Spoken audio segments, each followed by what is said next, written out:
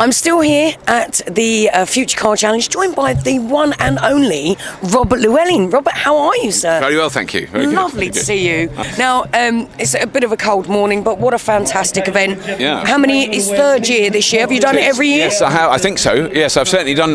Yes, I think is the best answer. Excellent. Yeah. Why? What is your interest in it? Well, I mean, I'm definitely interested in electric vehicles and hybrid vehicles and the development of what we do, because I think we've got to do something in the next 20 or so years. And electric vehicles give us an opportunity of making numerous big changes in the way we work as a country. Sorry, that's my phone. I'll ignore it. Because of energy independence, we can generate electricity in this country from what we've got here. Sure. And from that we can charge electric cars and we can drive them rather than importing oil from the other side of the world and all the other issues that entails. Yeah, sure. So it's a change in attitudes as much as anything else, and it is disruptive technology. Some people are very upset by electric cars. Don't really know why. You don't have to have one. No one's saying you've got to have one. You can stick with your big V8 and roar around. But I mean, there is an alternative, and I think the more people try them and see them, the more realistic they become, and people realise they can use them.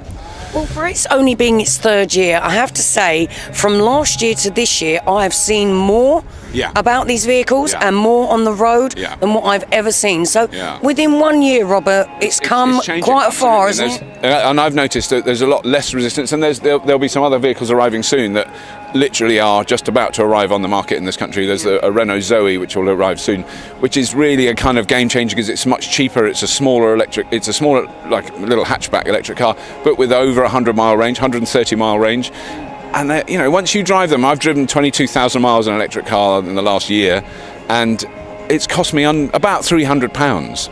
Now, even in the most efficient diesel, that's about £1,500–1,600. In a Range Rover, it's £11,000. So there is a cost benefit. There's a cost. Yeah, and I mean now all the figures have been done now. We've been driving these cars long enough. So you've got to drive. If you drive what is an expensive electric car to buy, the Nissan Leaf, after 40,000 miles, it's cheaper than the cheapest petrol car because your fuel costs are so low.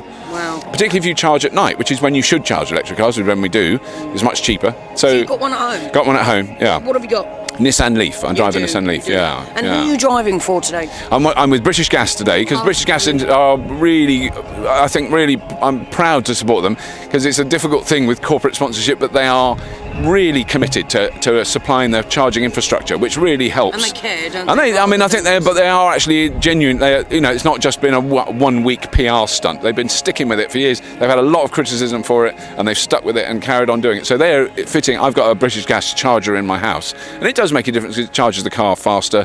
It's regulated. It's safely installed. It's not going to set fire to your house. It's all those things. Handy. Yeah, which is always a good thing. I live in a wooden house, so it would be really embarrassing.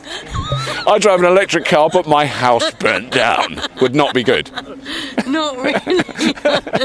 Well, I would like to thank you so much talking to us. Don't get your cup of tea. I'm going to get the cup of tea. Robert. All right, thank you. Visit the website for me. And what's it called? Say it again. Crawley Happy Times. Crawley Happy Times. You must remember to go to Crawley Happy Times, and if you haven't got a quid, I've lost my bloody thing now.